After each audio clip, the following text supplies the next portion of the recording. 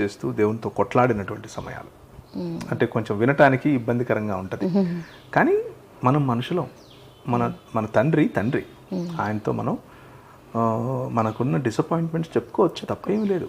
ఆయన అదేంటి నువ్వు భక్తి చేయట్లేదు అని మన మీద ఏదో కొరడా పట్టుకొని వచ్చేవాడు కాదు.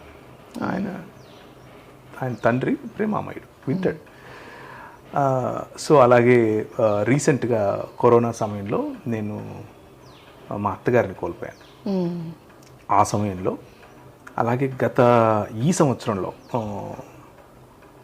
నాతో 20 సంవత్సరాలు నాతో పెరిగిన, సొంతంగా నేను పెంచుకున్న మా తమ్ముడు చనిపోయాడు. ఇంకొక అబ్బాయి, నాతో కలిసి తిరిగిన అబ్బాయి, అతను చనిపోయాడు. ఒకటేసారి ఇన్ని జరిగినప్పుడు నేను చాలా స్ట్రగుల్ అయ్యాను. వ్యాపారంలో సొంతంగా నమ్మిన వాళ్ళు, మనం ఎవరికైతే భోజనం పెట్టి మొదటి రోజు నుంచి ఎవరినైతే మనం ఎదిగేలా చేసి ప్రభువులో కట్టి వాళ్ళని నిర్మించి వారికి కావాల్సిన సదుపాయాలన్నీ చేసిన తర్వాత దగ్గరుండి మరి వాళ్ళు మీకు తెలియకుండా మీ వెనుక తీసే గోతులు మీరు చూసినప్పుడు తట్టుకోలేవు. అది ఐ వెంట్ త్రూ దట్.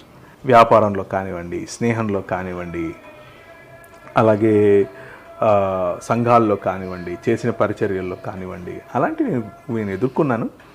కానీ ఒకటి నేర్చుకున్నాను, ఏంటంటే మనం ఒక సొరంగం గుండా వెళ్ళినప్పుడు అవతల పక్క వెలుగు ఉంటుంది. సొరంగం కొన్నిసార్లు 5 నిమిషాల్లో అయిపోతుంది, కొన్నిసార్లు 10 నిమిషాల్లో అయిపోతుంది, కొన్నిసార్లు ఒక రోజు ఉంటుంది, కానీ వెలుగు తప్పనిసరిగా